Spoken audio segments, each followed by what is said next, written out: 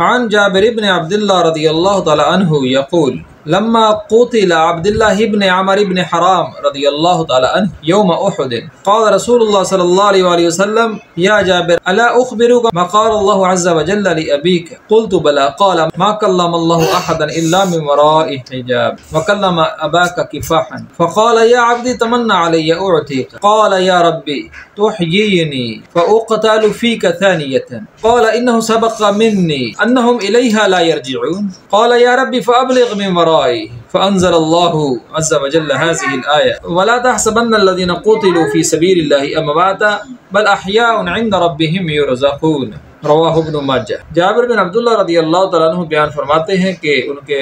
باپ عبداللہ بن عمر بن حرام رضی اللہ تعالیٰ عنہ